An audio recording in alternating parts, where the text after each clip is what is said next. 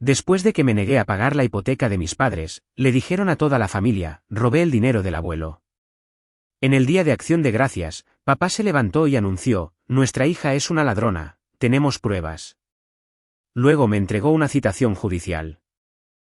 Sonreí, saqué mi propio sobre y dije, qué curioso. Yo también. Nuestra hija es una ladrona y tenemos pruebas. Eso fue lo que dijo mi padre, de pie en la cabecera de la mesa del Día de Acción de Gracias frente a 30 parientes, sosteniendo un sobre blanco como si fuera un veredicto que hubiera estado ensayando durante semanas. Lo deslizó sobre la mesa hacia mí, una citación judicial, con todos los ojos de aquel comedor fijos en mi rostro. Mi madre ya estaba llorando, su arma favorita, cargada y lista. Miré el sobre. Luego miré a mi padre y sonreí. Porque 4 meses antes, había contratado a alguien cuyo único trabajo es rastrear a dónde desaparece el dinero. Y lo que encontraron no solo limpió mi nombre. Destrozó una mentira que mis padres habían estado construyendo desde el día en que mi abuelo murió. Antes de continuar, por favor, tómense un momento para darle a me gusta y suscribirse, pero solo si conectan genuinamente con esta historia. Dejen su ubicación y hora local en los comentarios. Soy Olia. Tengo 32 años y soy enfermera registrada de un pequeño pueblo en Georgia. Ahora, permítanme llevarlos 8 meses atrás, a la semana en que mi abuelo, Earl Palmer, fue enterrado. Mi abuelo, Earl Palmer, murió un martes de marzo. Tenía 84 años. Neumonía, dijeron. Fue rápido, al final.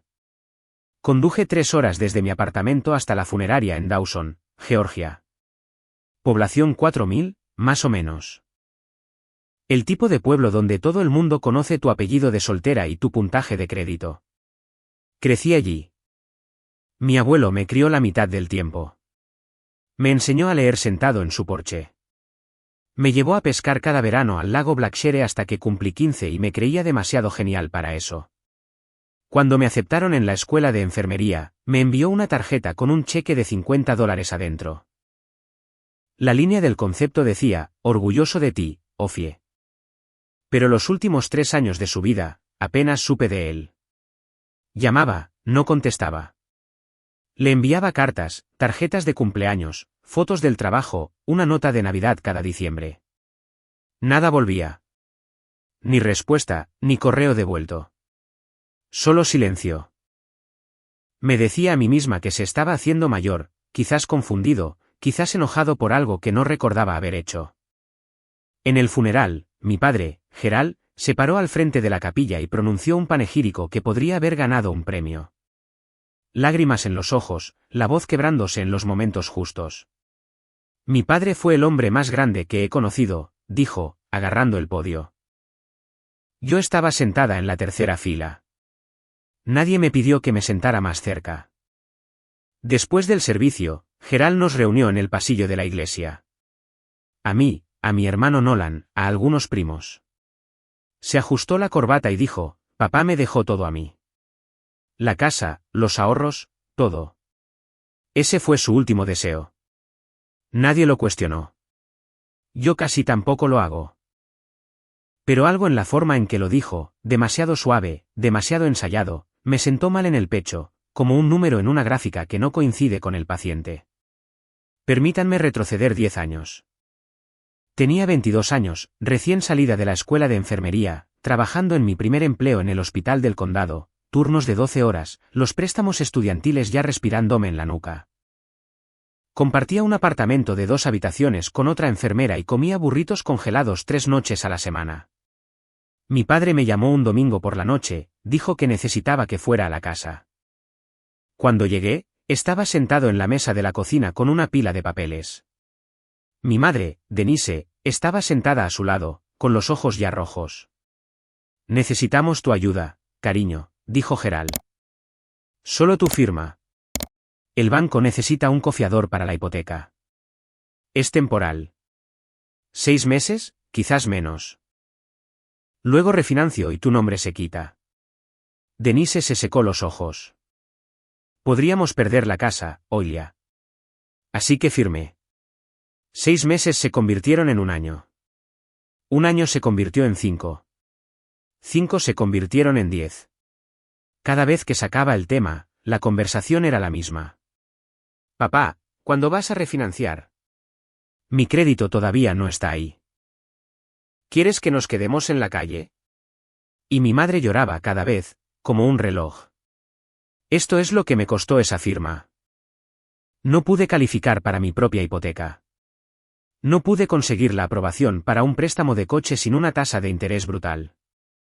Mi puntaje de crédito oscilaba entre 580 y 620 porque Gerald se retrasaba en los pagos, a veces 30 días, a veces 60, y nunca me lo dijo. Me enteré por una alerta de monitoreo de crédito a las 2 de la mañana. 2 pagos atrasados de 60 días de los que nunca supe.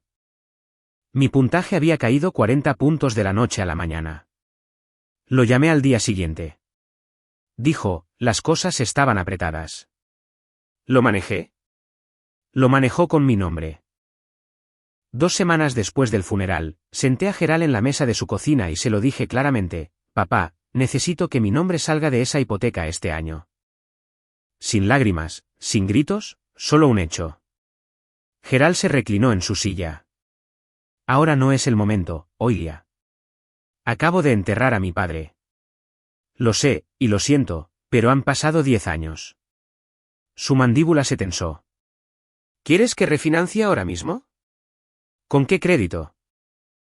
¿Crees que los bancos hacen fila por un vendedor de seguros jubilado de 61 años? Entonces vende la casa, reduce el tamaño. No me importa cómo, pero necesito salir de ese préstamo. Se levantó tan rápido que la silla raspó el suelo. ¿Quieres hablar de abogados?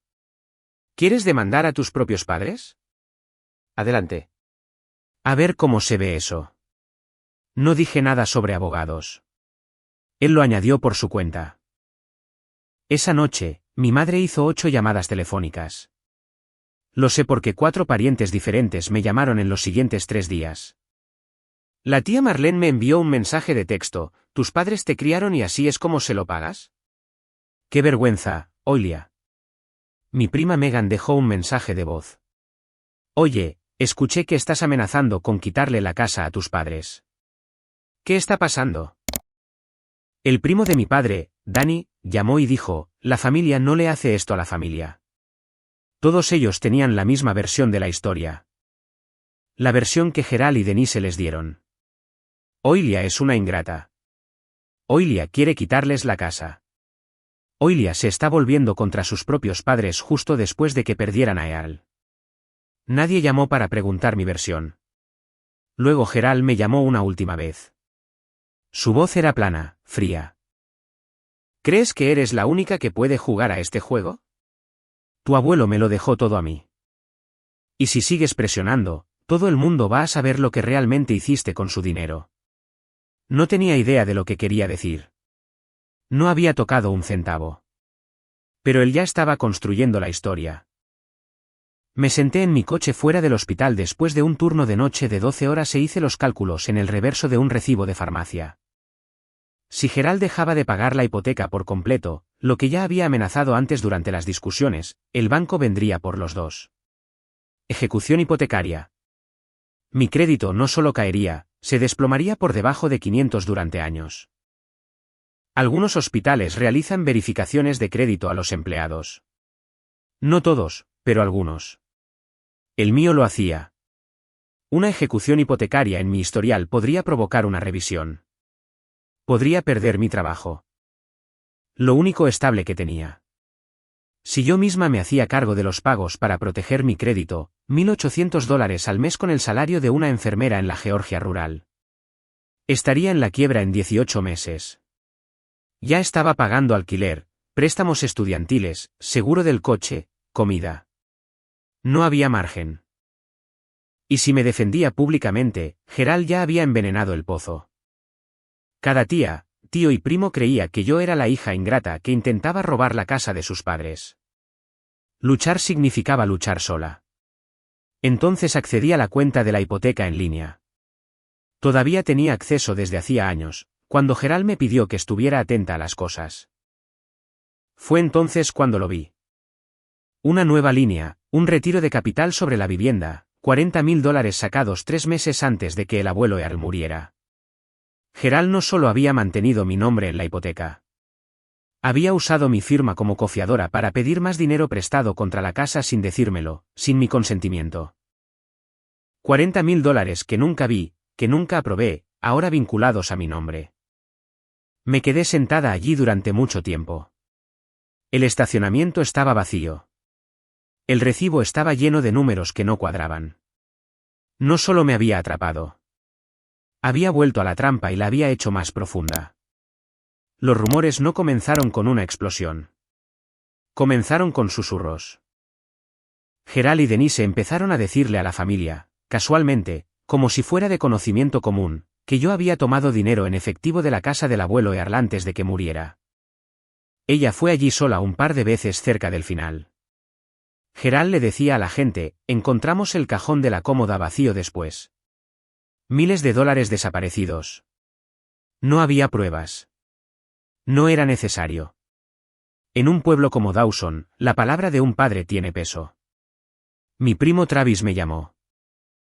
Oye, el tío Gerald dijo que tomaste algo de dinero del cajón del abuelo. Unos miles.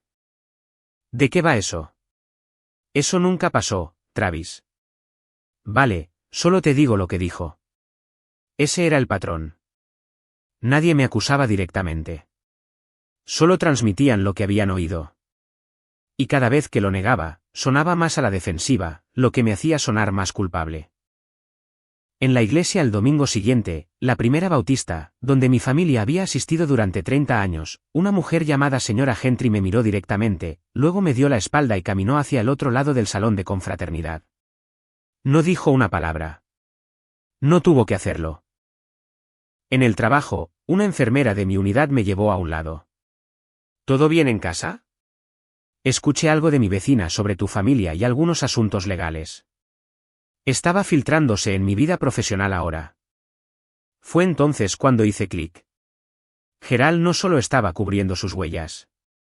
Estaba construyendo una narrativa. Si alguien alguna vez cuestionaba la herencia, quería que todo el pueblo ya estuviera predispuesto a creer una cosa. Oilia es la ladrona. Pero se le escapó. Mencionó el cajón de la cómoda. ¿Específico? ¿Demasiado específico? ¿Cómo sabía que el abuelo guardaba dinero en un cajón, a menos que él mismo hubiera estado en ese cajón? Conduje 45 minutos hasta el juzgado del condado en mi día libre, estacioné en el lote trasero, entré con el uniforme de trabajo que no me había cambiado porque había venido directamente de un turno. La empleada de la oficina de sucesiones era una mujer llamada Diane con gafas de lectura en una cadena de cuentas. Le dije que necesitaba una copia del expediente de sucesión de Earl James Palmer, fallecido en marzo de este año. ¿Relación? Preguntó. ¿Nieta? No dudó. Los registros de sucesión son públicos. Cualquiera puede solicitarlos. Imprimió el expediente y me lo entregó en una carpeta de Manila. Me senté en un banco en el pasillo del juzgado y lo abrí. El testamento estaba allí, el que Gerald había presentado, mecanografiado, notariado, fechado 14 meses antes de que muriera el abuelo. Decía, dejo todos mis bienes inmuebles y personales a mi hijo, Gerald Ray Palmer. Todo, la casa, las cuentas de ahorro, todo. Lo leí 2 veces. Luego miré la firma en la parte inferior. Earl James Palmer. Había visto la letra de mi abuelo cientos de veces en las tarjetas de cumpleaños cada año, en la línea del concepto de cada cheque de Navidad. En una nota que me dejó en la lonchera una vez cuando tenía 9 años que decía, eres más lista de lo que crees, oye. Su letra era temblorosa pero específica. La E siempre se inclinaba hacia la izquierda. La P tenía una cola larga. Me era tan familiar como la mía propia. La firma en ese testamento era parecida.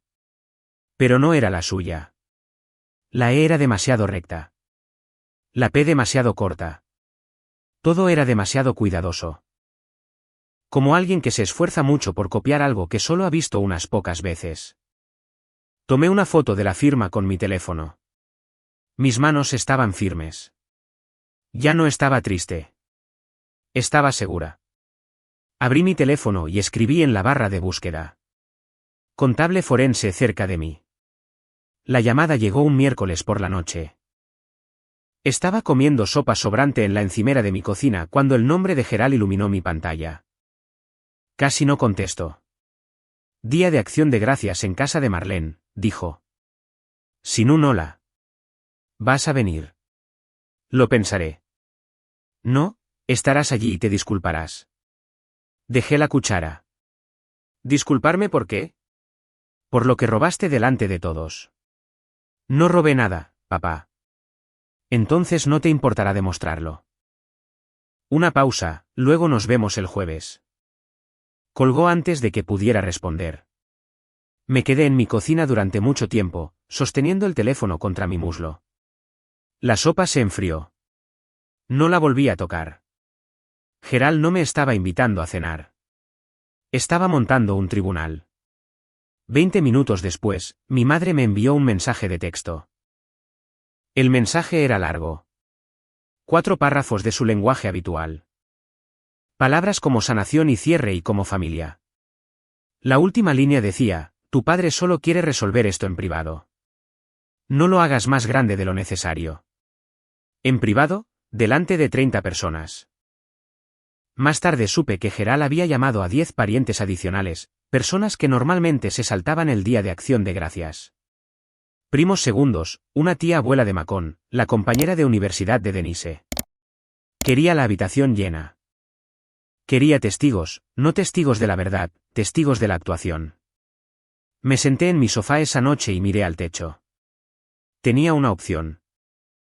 Podía saltarme el Día de Acción de Gracias, quedarme en casa, dejar que Geral contara la historia que quisiera a una audiencia que ya le creía, o podía entrar en esa habitación y enfrentarme a lo que fuera que hubiera preparado. Pensé en mi abuelo, en 3 años de silencio. Eso no era silencio en absoluto. Era sabotaje.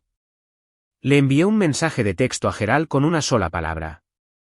Voy. Denise llamó a Nolan al día siguiente. Lo sé porque Nolan me llamó 1 hora después, sonando como un hombre parado en un puente tratando de decidir de qué lado saltar. ¿Qué está pasando, Oilia? Mamá dice que tomaste dinero del abuelo. ¿Alguna vez me viste tomar algo, Nolan? Un instante de silencio. No. ¿Alguna vez te mencioné el dinero del abuelo? ¿Alguna vez? No, pero mamá está muy disgustada. Mamá está disgustada porque le pedí a papá que refinanciara la hipoteca. Eso es todo. Se quedó en silencio. Nolan tenía 28 años, era electricista, vivía a 12 minutos de nuestros padres. Me había visto cargar con esa hipoteca durante 1 década sin quejarme. Sabía lo que me costó. Simplemente nunca dijo nada al respecto porque en nuestra familia no se cuestionaba a Geral. Lo absorbías y seguías adelante. Quieren que esté con ellos en el Día de Acción de Gracias, dijo. Mamá dijo que la familia necesita estar unida. ¿Unida contra quién? ¿Contra mí? No respondió a eso. No te estoy pidiendo que elijas un bando, Nolan. Solo mantén los ojos abiertos. Más silencio, luego en voz baja. Estaré allí, pero no daré ningún discurso. Le dije que eso era suficiente. Colgamos, pero algo se me quedó grabado. La pausa antes de decir no cuando le pregunté si me había visto tomar algo. No era la pausa de alguien inseguro de la respuesta. Era la pausa de alguien que quería decir algo completamente diferente, algo más pesado, y se lo tragó. No insistí. Supuse que si Nolan tenía algo que decirme, encontraría el momento. Simplemente no sabía que el momento ya tenía 2 meses, guardado en su teléfono, grabado en una cocina en la que nunca se suponía que debía estar. Linda Mars tenía una oficina encima de una ferretería en Cordele, a 20 minutos al sur de Dawson. Contable forense, 15 años de experiencia rastreando dinero a través de herencias, divorcios y fraudes de pequeñas empresas. La encontré a través de una búsqueda en Google a las 2 de la mañana y reservé la cita antes de poder convencerme de no hacerlo. Era tranquila, cabello gris, gafas de lectura, un escritorio cubierto de carpetas. No reaccionó cuando le conté la historia. Solo tomó notas. 4 meses después, 2 semanas antes del Día de Acción de Gracias, estaba de vuelta en su oficina. Colocó un informe encuadernado sobre el escritorio entre nosotros. La firma en el testamento presentado no coincide, dijo. La comparé con otros 17 documentos verificados, declaraciones de impuestos, tarjetas bancarias, un título de vehículo de 2014. No es su letra. ¿Estás segura? Estoy segura. Pasó a la sección financiera. La cuenta de ahorros de Al tenía $280.000 en el momento de su muerte. La casa se tasó en aproximadamente $190.000. Valor total de la herencia aproximadamente $470.000. Después de que se cerró la sucesión, Gerald retiró $350.000 en varias transacciones. Linda había rastreado cada dólar. $120.000 pagaron la deuda de la tarjeta de crédito personal de Gerald. $85.000 se destinaron a un préstamo pendiente de una camioneta. $60.000 se transfirieron a una cuenta a nombre de Denise. $45.000 pagaron a un contratista por renovaciones en la casa. $40.000 se retiraron en efectivo, sin rastro. Me quedé mirando los números. Falsificó el testamento, dije, y se llevó $350.000. Linda asintió. ¿Quieres que compile esto en un informe formal? Porque una vez que lo haga, esto se convierte en algo de lo que no puedes retractarte. No dudé. Hazlo. Ella cerró la carpeta. Lo tendré listo en 10 días. 10 días. Eso sería 3 días antes del Día de Acción de Gracias. $350.000. Eso no era desesperación. Eso era un plan. Mi abuelo solía mencionar a su hermana Ruth de vez en cuando, generalmente de pasada. Ruth tiene más sentido común que el resto de nosotros juntos, decía, moviendo la cabeza como si fuera tanto un cumplido como una queja. Ruth Palmer, de 74 años, vivía sola en una casa de tablillas de madera en Americus, a 40 minutos al sur. No había ido a una cena familiar en 9 años, alguna pelea con Gerald que nadie explicó y que todos aceptaron. Encontré su número en la vieja libreta de direcciones del abuelo, que había guardado en una caja de zapatos después del funeral. Llamé un jueves por la noche, esperando a medias que la línea estuviera desconectada. Contestó al segundo timbre. Señora Palmer, soy Oilia, la nieta de Earl. Un silencio lo suficientemente largo como para pensar que había perdido la conexión, luego suavemente. Earl me dijo que llamarías algún día. Se me fue el aire de los pulmones. ¿Qué quieres decir? Tu abuelo me dio algo.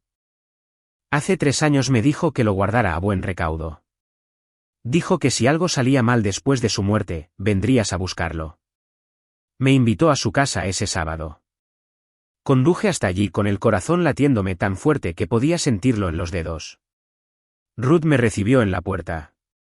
No me abrazó.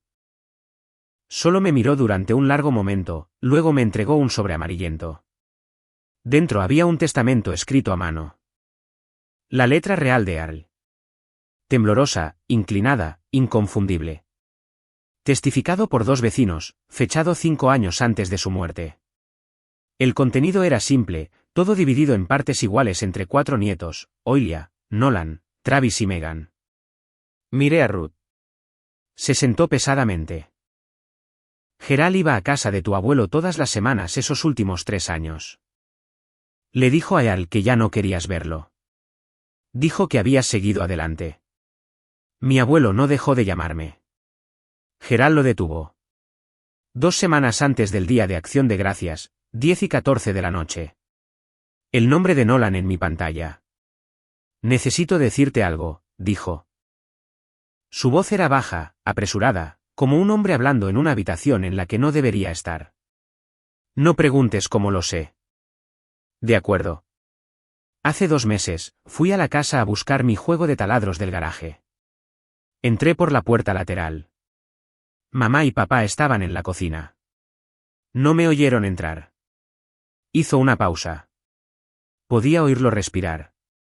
Papá estaba diciendo, voy a decirte exactamente lo que dijo. Ella no puede probar nada. El testamento está presentado. Está hecho. Apreté el borde del cojín de mi sofá.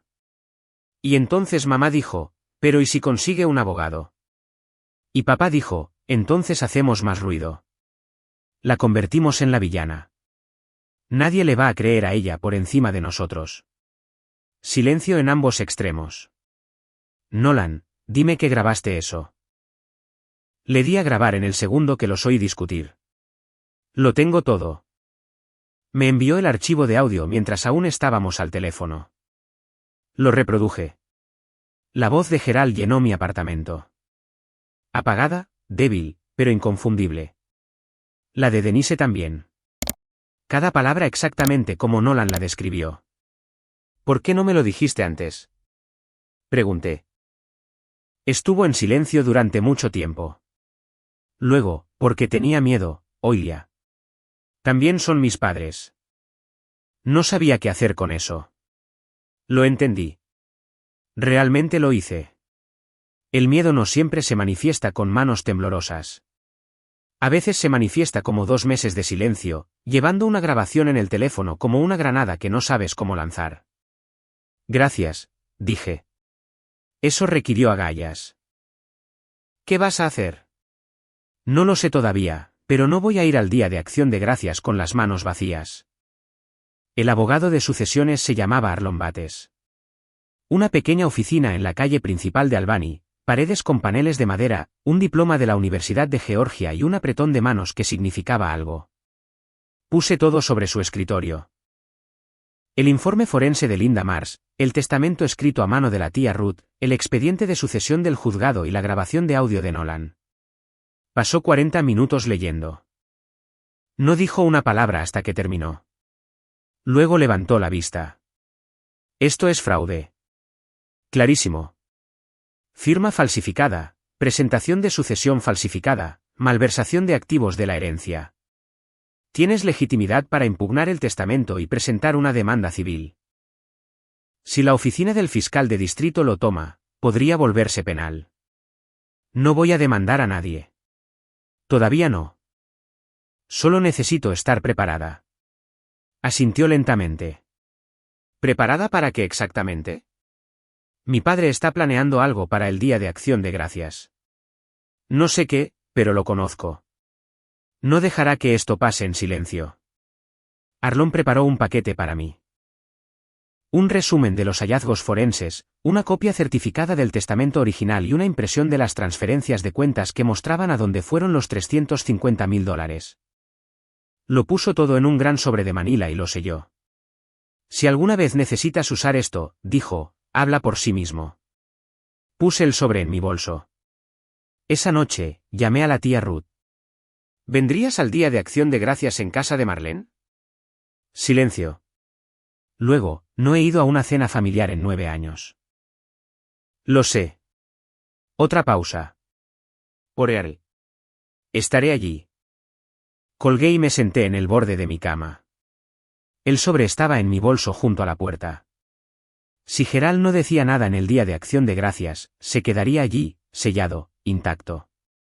Pero conocía a mi padre. El silencio nunca había sido su estilo. Vale, necesito hacer una pausa aquí por un segundo.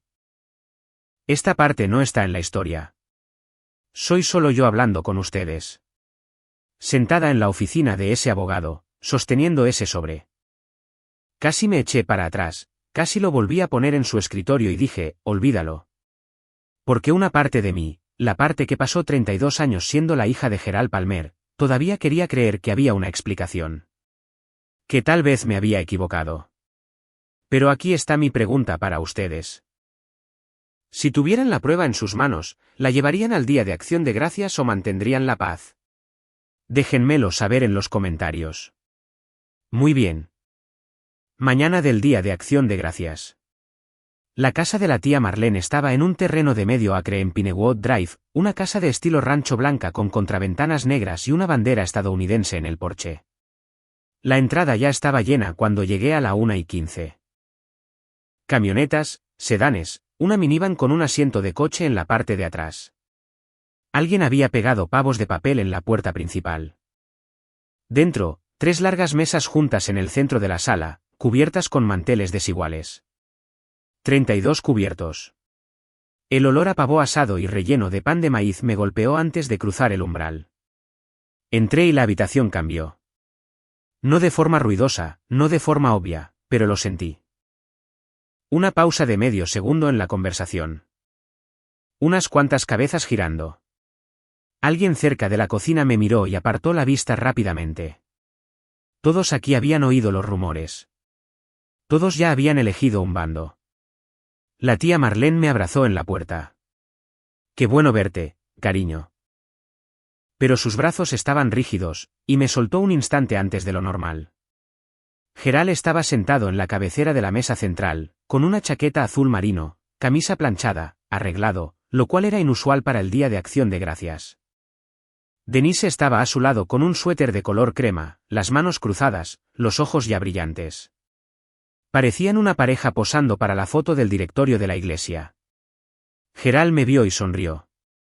No con calidez, con satisfacción, la sonrisa de un hombre que ya ha ensayado las próximas 2 horas. La tía Ruth llegó 15 minutos después. Entró silenciosamente por la puerta lateral y se sentó en el extremo más alejado de la mesa. Nadie la saludó. La mayoría de los primos más jóvenes ni siquiera la reconocieron. 9 años es mucho tiempo. Nolan estaba en medio de la mesa mirando su plato vacío como si contuviera las respuestas a algo. Puse mi bolso debajo de mi silla. El sobrepresionado contra mi tobillo. El pavo fue cortado. Se dijo la oración, y Gerald esperó. Llevábamos 20 minutos de comida cuando Gerald golpeó su cuchillo contra su vaso de agua. La habitación se silenció por capas. Primero los adultos, luego los adolescentes, luego los niños en la mesa plegable cerca de la ventana. Alguien bajó el volumen del partido de fútbol en la televisión del estudio. Gerald se levantó. Puso ambas manos sobre la mesa, se inclinó ligeramente hacia adelante y miró alrededor de la habitación como un hombre a punto de dar un sermón. Antes de que demos la vuelta y digamos por qué estamos agradecidos, comenzó, necesito abordar algo que ha estado pesando sobre esta familia. Mi pulso se aceleró, pero no me moví. Miró a Denise. Ella se secó los ojos con una servilleta, justo a tiempo. La mayoría de ustedes ha oído los rumores, continuó Gerald. Ojalá no tuviera que hacer esto públicamente. Créanme, Denise y yo intentamos manejarlo en privado, pero nuestra hija no nos dejó otra opción. Hizo una pausa para crear efecto. Unos cuantos parientes se movieron en sus asientos. El tío Danny dejó su tenedor. Después de que mi padre falleció, descubrimos que faltaba una cantidad significativa de dinero de sus cuentas. Lo investigamos. Lo rastreamos. Y la evidencia apunta a una persona en esta habitación. Se volvió hacia mí. 32 rostros siguieron su mirada. Nuestra hija Oilia es una ladrona. Su voz no vaciló. Y tenemos pruebas. La habitación contuvo la respiración. La mano de la tía Marlene fue a su boca. La prima Megan me miró con los ojos muy abiertos. Una tía abuela que apenas conocía le susurró a la mujer a su lado. ¡Oh, Dios mío! El llanto de Denise se hizo más fuerte, perfectamente sincronizado, perfectamente afinado. Gerald se paró sobre mí como un juez dictando sentencia, y toda la habitación esperó a que me desmoronara. No lo hice. Crucé las manos sobre la mesa y lo miré a los ojos. Gerald metió la mano en el bolsillo interior de su chaqueta y sacó un sobre blanco. Nítido, de aspecto oficial. Caminó lentamente alrededor de la mesa, pasando por el tío Danny, por el primo Travis, por la tía Marlene, hasta que se paró justo al lado de mi silla. Puso el sobre frente a mí. Esto es una citación judicial, dijo lo suficientemente alto para cada persona en la habitación. Te estamos demandando por la devolución del dinero de nuestro padre. Lo recogí. La habitación estaba tan silenciosa que podía oír a los niños susurrar en la mesa plegable. Abrí la solapa y saqué el documento de adentro. Parecía real a primera vista. Un encabezado con el nombre del Tribunal del Condado, una fecha, una línea de demandado con mi nombre legal completo, una firma en la parte inferior de alguien de quien nunca había oído hablar. Pero había pasado 4 meses sentada frente a un abogado. Sabía cómo era una citación real. Esta no tenía número de caso, ni sello del secretario. La fuente estaba mal, demasiado limpia, demasiado uniforme. Estaba impresa en papel de copia normal, no en papel de archivo. Era falsa.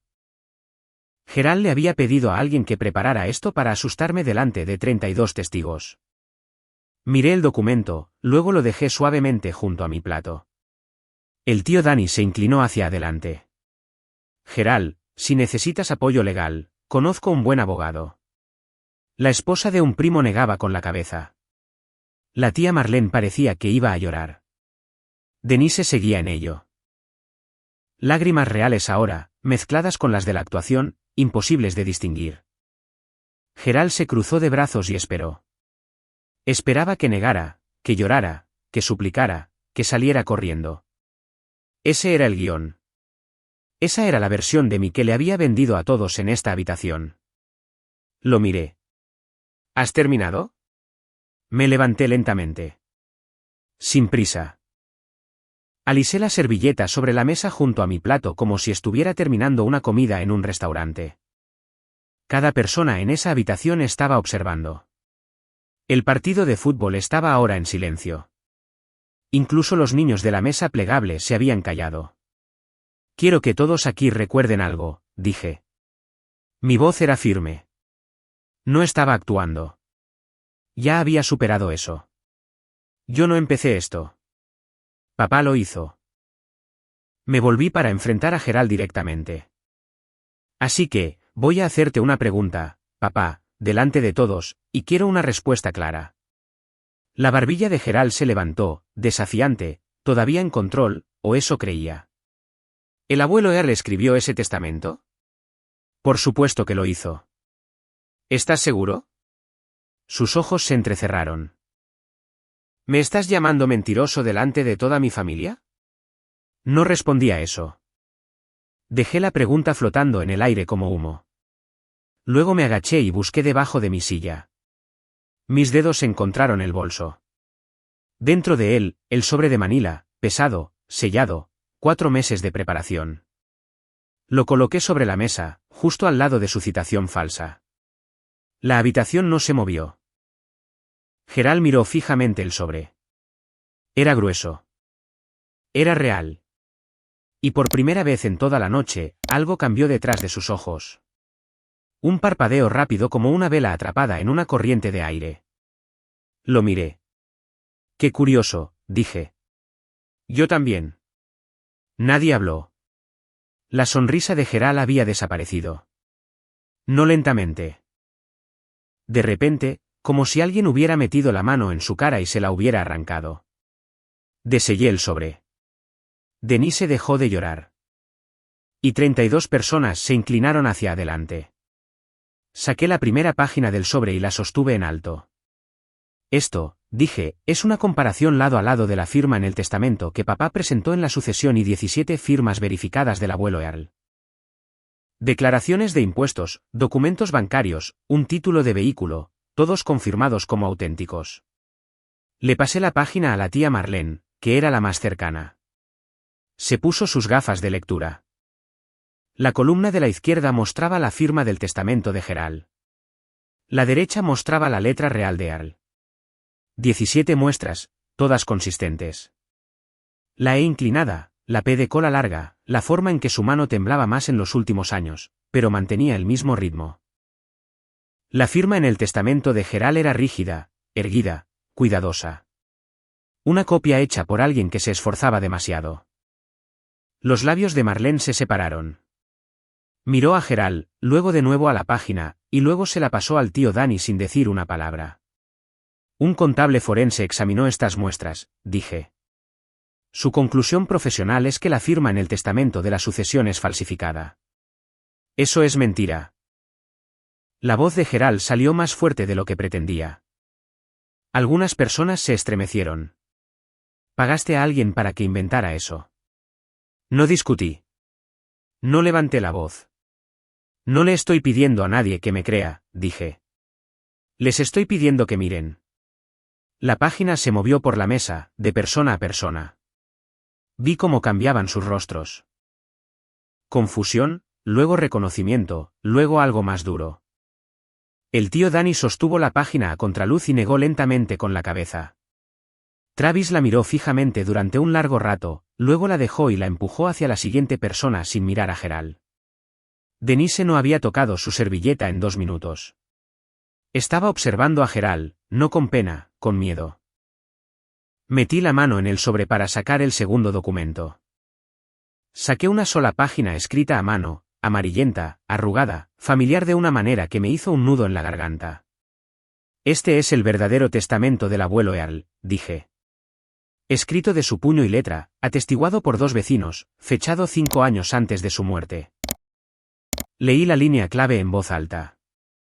Dejo todos mis bienes inmuebles y personales para que se dividan en partes iguales entre mis 4 nietos, Oilia, Nolan, Travis y Megan. No Gerald, no su hijo, sus nietos. Gerald dio un paso atrás. ¿De dónde sacaste eso? Eso no es. Eso no es legítimo. Y entonces la tía Ruth se levantó. Había estado sentada en el extremo más alejado de la mesa, tan silenciosa que la mayoría de la gente había olvidado que estaba allí. Tenía 74 años, era pequeña, de pelo plateado, llevaba un vestido de iglesia que probablemente no se había puesto en años. La habitación se giró. Earl me lo dio a mí, dijo Ruth. Su voz era débil pero clara. Hace 3 años me sentó en la mesa de mi cocina, me entregó este sobre y dijo, guarda esto a buen recaudo, Ruth, porque no confío en mi propio hijo. Nadie respiró. Gerald, Ruth, tú no sabes lo que. No he terminado. No levantó la voz. No lo necesitaba. Gerald iba a casa de tu abuelo todas las semanas esos últimos 3 años. Le dijo a Earl que Oilia ya no quería verlo. Le dijo que había seguido adelante. Interceptó las llamadas telefónicas, devolvió las cartas. Me miró. Earl murió pensando que su nieta lo había olvidado. Sentí que la habitación cambiaba, no hacia mí, no hacia Gerald, sino hacia algo para lo que ninguno de ellos se había preparado. El silencio que siguió no fue de confusión. Fue el sonido de 32 personas recalculando todo lo que les habían dicho. El rostro de Gerald estaba blanco. Abrió la boca. No salió nada. Denise susurró a nadie en particular, oh, Dios. Saqué la última página del sobre. Después de que se cerró la sucesión, papá retiró $350.000 de las cuentas del abuelo. Sostuve la hoja para que la habitación pudiera ver las columnas. Aquí es a donde fue cada dólar. Lo leí lentamente. Sin emoción, solo números. $120.000. Deuda de la tarjeta de crédito personal de papá. $85.000. Un préstamo pendiente de su camioneta. $60.000. Transferidos a una cuenta a nombre de mamá. $45.000 pagados a un contratista por renovaciones en su casa. $40.000 retirados en efectivo. Destino desconocido. Dejé la página. Esos son $350.000 que pertenecían a 4 nietos, no a un hijo. Gerald se agarró al respaldo de su silla. Ese es el dinero de mi padre. Me lo dejó a mí legalmente. No, papá. Mantuve mi voz nivelada. Nos lo dejó a nosotros. A los 4. Falsificaste su testamento para quedártelo. La habitación estaba tan quieta que podía oír el tic-tac del reloj sobre la chimenea de Marlene. Alguien en el extremo más alejado de la mesa, creo que era la esposa de Danny, dejó su vaso y empujó su silla hacia atrás lentamente como si intentara irse sin hacer ruido. Travis miraba fijamente el mantel, con la mandíbula apretada. Megan tenía la mano sobre la boca. La tía Marlene recogió su servilleta, la dobló una vez, la colocó junto a su plato y apartó su silla. No se levantó. Simplemente se separó. Pulgadas de distancia que lo significaban todo. El tío Danny, el mismo hombre que 5 minutos antes le ofreció a Gerald un abogado, se giró en su asiento. Gerald, su voz era cautelosa. ¿Es esto cierto? Gerald lo miró a él, luego a Marlene, luego a Denise, que había dejado de llorar por completo y miraba la mesa como si pudiera abrirse y tragársela. No respondió. Los ojos de Gerald recorrieron la habitación, buscando a alguien. A cualquiera que todavía estuviera de su lado, no encontró a nadie. Los está manipulando a todos. Su voz se quebró en la segunda palabra. Esto está fabricado. Pagó a gente para. Entonces explica el dinero, papá. No grité. No lo necesitaba. $350.000. ¿A dónde fueron? Abrió la boca, la cerró, la abrió de nuevo. Nada. Fue entonces cuando Nolan se levantó. Todas las cabezas en la habitación se giraron. Nolan, de 28 años, tranquilo, el que nunca tomaba partido, estaba de pie en medio de la mesa con su teléfono en la mano. «Los oí», dijo. Su voz era tensa, como si la estuviera conteniendo con ambos puños. Hace 2 meses en la cocina. No sabían que estaba en el garaje. Miró a Gerald, luego a Denise. Papá dijo, ella no puede probar nada. El testamento está presentado. Está hecho. Gerald, Nolan, no lo hagas. Y mamá dijo, pero ¿y si consigue un abogado? Y papá dijo, entonces hacemos más ruido. La convertimos en la villana. Nadie le va a creer a ella por encima de nosotros. Nolan tocó la pantalla de su teléfono y lo puso sobre la mesa. La voz de Gerald llenó la habitación, apagada, grabada a través de una pared de garaje, pero cada palabra lo suficientemente clara como para impactar. Ella no puede probar nada. El testamento está presentado. Está hecho. Luego la voz de Denise. Pero ¿y si consigue un abogado? Luego Gerald de nuevo. Entonces hacemos más ruido. La convertimos en la villana. La grabación terminó. El silencio que siguió fue lo más ruidoso que jamás había oído. Gerald se sentó pesadamente, como si los huesos de sus piernas se hubieran rendido. Denise dijo, apenas por encima de un susurro. Te dije que esto pasaría. No era dolor, no era vergüenza, era ira dirigida a Gerald. Ella lo sabía. Le había advertido. Y ahora la habitación sabía que ella también lo sabía. Quiero ser honesta con ustedes aquí. De pie en esa habitación, viendo el rostro de mi padre desmoronarse, no me sentí victoriosa. Me sentí vacía porque esto no era un drama judicial. Era el día de Acción de Gracias. Eran personas a las que había amado toda mi vida. Pero aprendí algo ese día. El amor no significa dejar que alguien te desmantele. Y el silencio no es paz. Es solo permiso. Una pregunta rápida para ustedes. ¿Creen que Nolan hizo lo correcto al esperar 2 meses? ¿O debería habérmelo dicho el día que lo escuchó? Tengo curiosidad genuina. Dejen su opinión abajo. Muy bien, déjenme contarles lo que pasó después de esa cena. Nadie comió postre. La gente se fue en oleadas. Primero el círculo exterior de parientes lejanos, luego los primos, luego los tíos. La mayoría no se despidió de Gerald. Simplemente recogieron sus abrigos y se fueron. Unos pocos me abrazaron en el porche. Travis me apretó la mano y dijo, hablaremos esta semana. Megan me encontró junto a la entrada. Si ese testamento es real, y creo que lo es, nos robaron a todos, a los 4. Lo sé, dije. No le estoy diciendo a nadie lo que tiene que hacer, pero el informe forense es tanto tuyo como mío. Quiero una copia. Te la enviaré mañana. En una semana, Travis y Megan habían contratado a su propio abogado. Presentaron una petición ante el Tribunal de Sucesiones para reabrir la herencia de Earl Palmer basándose en la evidencia de falsificación de firma y la existencia de un testamento válido anterior. No fui yo quien lo presentó.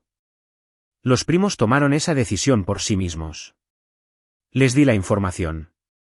Ellos actuaron en consecuencia. Hay una diferencia y para mí es importante. El abogado también revisó la citación falsa de Gerald, la que había deslizado sobre la mesa como si fuera una granada activa, sin número de caso, sin sello de presentación del secretario, no registrada en ningún tribunal del estado de Georgia. Era papel impreso en un sobre blanco, un accesorio. El abogado de Travis lo dijo sin rodeos. Tu padre intentó intimidarte con un documento que tiene el peso legal de un menú de restaurante.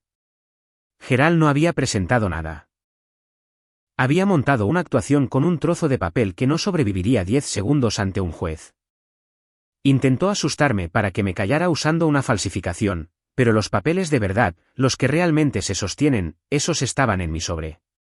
Arlon Bates envió una carta certificada a Gerald Palmer un lunes, 9 días después del Día de Acción de Gracias. La carta era directa. Oilia Palmer exige que Gerald Palmer refinancie la hipoteca de la propiedad en 412 Talmage Road y elimine su nombre como cofiadora en un plazo de 60 días naturales. El incumplimiento daría lugar a una demanda civil por daños y perjuicios relacionados con el uso no autorizado de su firma como cofiadora, incluido el retiro de capital sobre la vivienda de $40.000 al que nunca consintió. Gerald, ahora enfrentando una impugnación de sucesión por parte de 3 nietos, una posible exposición penal y la evaporación completa de su reputación en un pueblo donde todos sabían ahora lo que había hecho, no se opuso. Refinanció en 5 semanas. Recibí la notificación del banco un miércoles por la tarde. Estaba sentada en la sala de descanso del hospital comiendo una barra de granola entre pacientes cuando mi teléfono vibró. El correo electrónico era corto. Mi nombre había sido eliminado de la hipoteca. Efectivo. Inmediatamente. Me quedé sentada allí durante mucho tiempo. Un compañero de trabajo me preguntó si estaba bien. Dije que sí. Luego salí a mi coche en el estacionamiento, me senté en el asiento del conductor con el motor apagado y lloré. No de alegría. No exactamente. Por la liberación de algo que había estado cargando tanto tiempo que había olvidado que era pesado. 10 años de la deuda de otra persona asociada a mi nombre. 10 años de llamadas telefónicas sobre una refinanciación que nunca ocurrió. 10 años viendo caer mi puntaje de crédito porque un hombre que se llamaba a sí mismo mi padre no se molestaba en pagar a tiempo. Desaparecido en 5 semanas. Consulté mi informe de crédito en mi teléfono. Ya había comenzado a subir. 640, luego 680. El banquero me dijo que alcanzaría los 710 en 6 meses. No perfecto, pero mío. La tía Ruth me llamó una semana antes de Navidad. Ven el sábado. Tengo algo para ti. Conduje a Americus en una mañana gris de diciembre. La casa de Ruth olía a café y cedro. Estaba sentada en la mesa de la cocina con una caja de zapatos frente a ella. Estos son tuyos, dijo. Earl quería que los tuvieras. Dentro de la caja había cartas, 11 de ellas. Escritas por mi abuelo durante los últimos 3 años de su vida. Me las había escrito a mí, una cada pocos meses, y se las había enviado por correo a Ruth porque sabía que Gerald interceptaba todo lo que iba a mi dirección o teléfono. Abrí la primera. La letra era temblorosa. El papel arrugado. Fechada 3 años antes de su muerte. Opie, tu papá me dijo que ya no quieres verme. No lo creo. Pero si es verdad, quiero que sepas que no estoy enojado. Solo te extraño. Abrí la última. Escrita 2 meses antes de su fallecimiento. Les dejo la casa y los ahorros a ustedes, los niños. A los 4. Si tu padre hace algo diferente, busca a Ruth. Ella tiene el verdadero. Te quiero, Opie. Siempre lo hice. Dejé la carta sobre la mesa de la cocina de Ruth y apoyé las palmas de mis manos sobre la madera. La veta estaba fría bajo mis dedos. Me concentré en eso, en el frío, en la textura, porque si no me anclaba a algo físico, iba a disolverme. Él nunca dejó de escribirme. Durante 3 años, escribió cartas que sabía que nunca recibiría. Y envió copias a la única persona en la que confiaba para guardar la verdad. Ruth me sirvió una taza de café. Ninguna de las dos hablamos durante un rato. No me dejó dinero. Me dejó la prueba de que nunca se rindió. En un pueblo pequeño, no necesitas una conferencia de prensa. Solo necesitas una cena de acción de gracias. Para la primera semana de diciembre, todas las familias de nuestro círculo y la mayor parte de la congregación de la primera bautista sabían lo que Gerald y Denise habían hecho. No porque yo se lo dijera. No tuve que hacerlo. 32 personas se sentaron en esa habitación. Al menos la mitad de ellos se fueron a casa y se lo contaron a alguien. Esas personas se lo contaron a alguien más. Así es como funciona en Dawson. Gerald y Denise dejaron de ser invitados a cosas. No hubo fiesta de Navidad en casa de los Gentry. No hubo comida comunitaria de Año Nuevo en el salón de la iglesia. La tía Marlene, la propia hermana de Denise, la llamó 3 días después del Día de Acción de Gracias y dijo: «No sé exactamente qué hicieron ustedes dos, pero no me llames por un tiempo. Necesito tiempo». Denise intentó publicar una actualización familiar en Facebook. Algo sobre acusaciones falsas y un malentendido familiar exagerado. En 1 hora, Travis comentó con un enlace a la presentación pública de la sucesión. Denise eliminó la publicación antes de la hora de la cena. En la iglesia, Gerald estrechó la mano del pastor después del servicio como siempre lo hacía, pero las personas que solían quedarse y charlar se movían rápidamente. Nadie fue grosero. Nadie lo confrontó. Simplemente acortaron las cosas. Menos palabras, menos contacto visual. La aritmética invisible de un pueblo pequeño ajustando su libro de cuentas. La señora Gentry, la mujer que me había dado la espalda meses atrás en el salón de confraternidad, me encontró en el estacionamiento del supermercado un sábado. Me tocó el brazo y dijo: «Te debo una disculpa, cariño». Le creí a la persona equivocada. Le dije que lo entendía porque era verdad. Nadie desterró a Gerald y Denise. Nadie tuvo que hacerlo. En un pueblo pequeño, el silencio es la sentencia más ruidosa. El Tribunal de Sucesiones aceptó la petición para reabrir la herencia de Earl Palmer en enero. Se movió más rápido de lo que esperaba. La jueza revisó el análisis forense de la firma, el testamento original escrito a mano con 2 testigos vivos y los registros financieros que mostraban los desembolsos de $350.000. Nombró a un perito calígrafo independiente para evaluar las firmas. La conclusión del perito coincidió con la de Linda Mars. La firma en el testamento presentado no era de Earl Palmer. Con el caso de sucesión reabierto, Gerald ahora enfrentaba 2 vías de consecuencias. La primera era civil. El tribunal ordenaría la redistribución de los activos de la herencia según el testamento original. 4 nietos, partes iguales. La segunda era penal. Falsificar un testamento en Georgia es un delito grave, fraude de herencia. La oficina del fiscal de distrito abrió una revisión preliminar. Aún no hay cargos. Estas cosas llevan tiempo, pero el expediente estaba abierto y la evidencia era clara. El abogado de Gerald le aconsejó que negociara. A Gerald no le quedaba mucha palanca. La casa en la propiedad de Earl, la que tan desesperadamente había querido conservar, tuvo que ponerse a la venta. Las ganancias, combinadas con lo que quedara en las cuentas, se redistribuirían. Después de los honorarios legales, cada nieto recibió aproximadamente $82.000. No una fortuna que cambiara la vida, pero tampoco nada. Travis usó su parte para pagar su camioneta. Megan la destinó al fondo universitario de su hija. Nolan aún no había decidido. Yo guardé la mía en una cuenta de ahorros y no la toqué durante 2 meses. Quería asegurarme de que se sintiera limpia antes de gastar $1, que no fuera dinero de la ira o de la venganza, solo lo que el abuelo Earl pretendía, una parte de lo que había construido, transmitido a las personas que amaba. Gerald gastó $350.000 tratando de vivir una vida que no podía permitirse. Le costó todo lo que le quedaba. Nolan me llamó la semana después del Día de Acción de Gracias. Era la primera vez en años que llamaba sin que fuera por nuestros padres. Siento no habértelo dicho antes, dijo. Me lo dijiste cuando importaba. Eso es suficiente.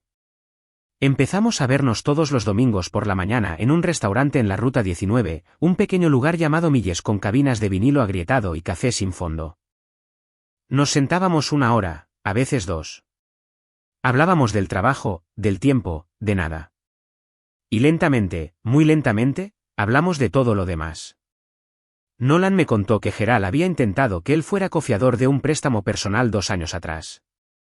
Se había negado.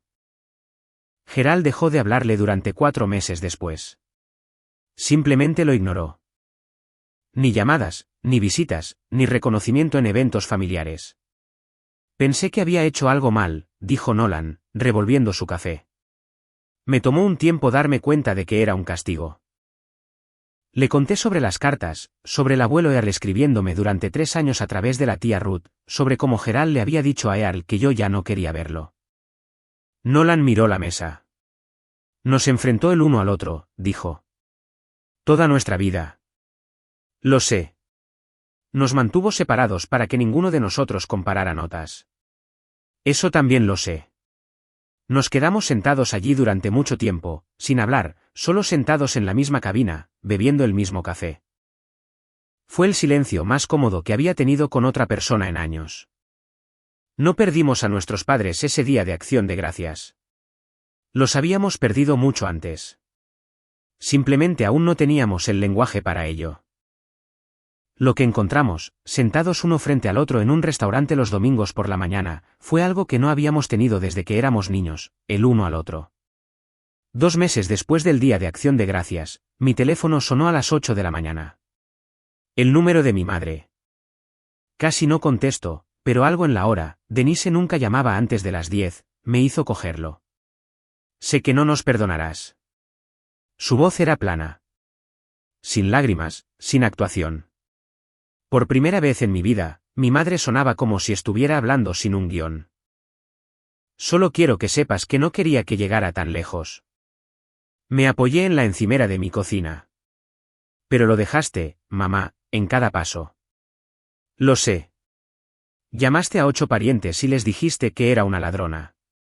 Te sentaste al lado de papá mientras él agitaba una citación falsa delante de nuestra familia. Le ayudaste a alejarme de mi propio abuelo. Un silencio lo suficientemente largo como para comprobar si la llamada se había cortado.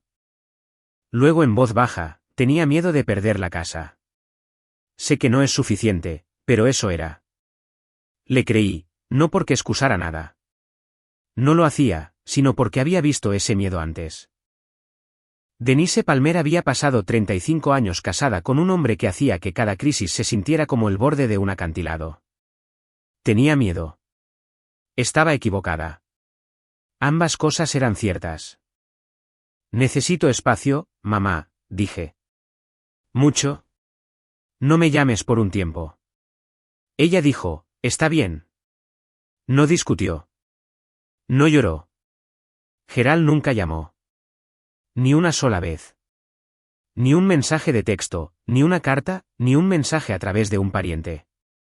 Por primera vez en 61 años, Gerald Palmer no tenía nada que decir a nadie. No sé si su silencio era culpa o vergüenza o simplemente la ausencia de un plan. Pasé mucho tiempo preguntándomelo. Luego dejé de hacerlo. No cerré la puerta de golpe. Simplemente dejé de mantenerla abierta. 4 meses después del Día de Acción de Gracias, compré una casa. Nada lujoso. Una pequeña casa de 2 habitaciones en Elm Street, a media milla del hospital. Revestimiento blanco, puerta verde, un porche lo suficientemente ancho para 2 sillas, 900 pies cuadrados, construida en 1978. Puse el dinero de la herencia del abuelo Earl, $82.000, y califiqué para el resto con mi propio crédito. Mi puntaje había subido a 709 para entonces. El oficial de préstamos me estrechó la mano y dijo, «Felicidades, señorita Palmer». Sin cofiador, sin un segundo nombre en los papeles, solo el mío. La primera noche, me senté en el suelo del salón con una caja de pizza y un vaso de té dulce y miré las paredes desnudas.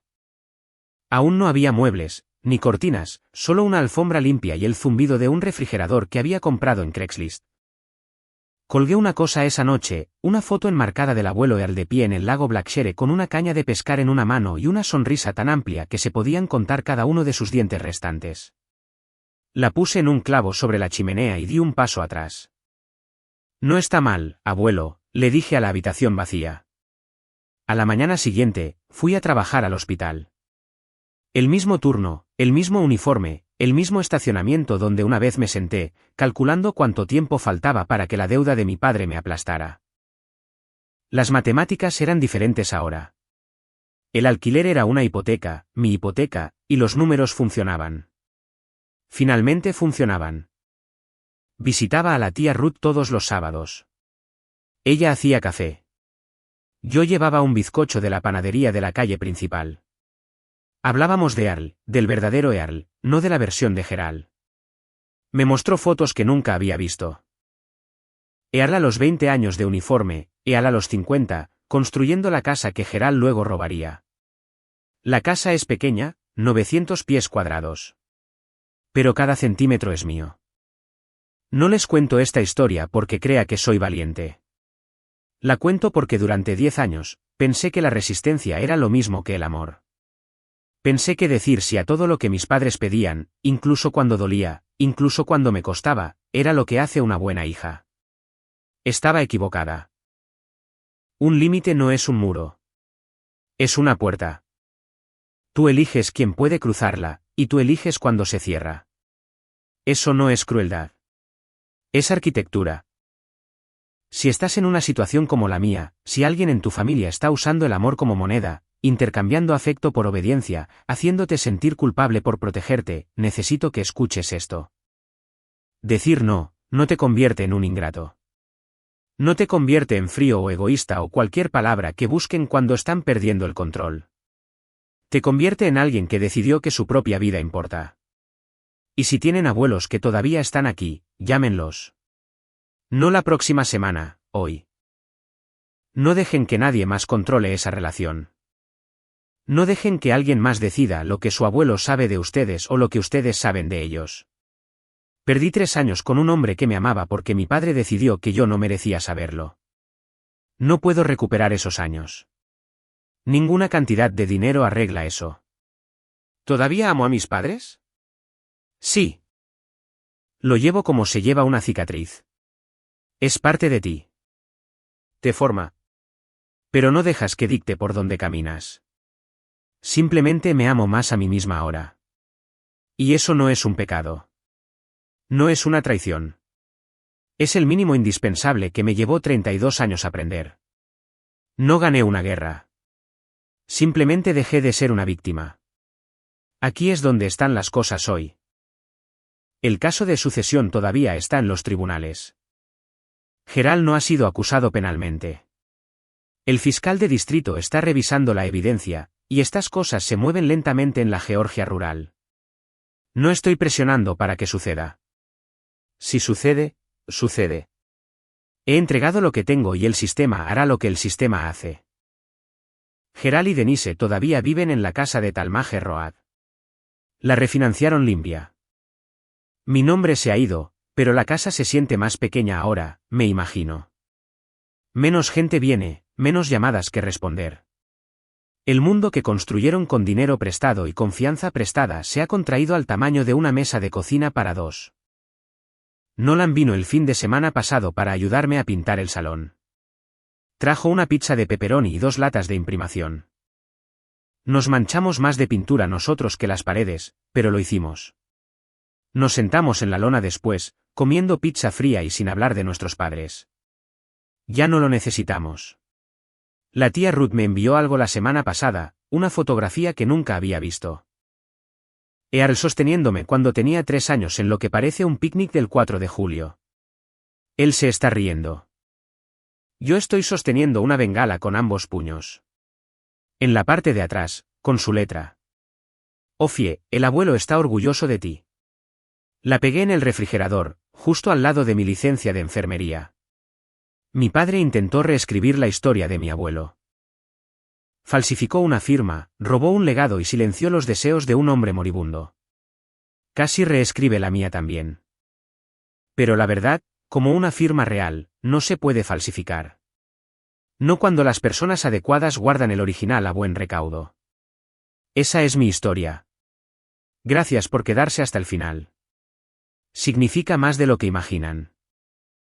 Si esto les ha tocado de cerca, si alguna vez han tenido que elegir entre mantener la paz y mantener su dignidad, me encantaría saber de ustedes.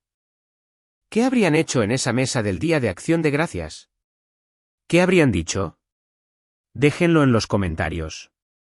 Y si quieren otra historia como esta, hay una en la descripción que creo que se quedará con ustedes por mucho tiempo. Denle a me gusta, suscríbanse, y nos vemos en la próxima historia.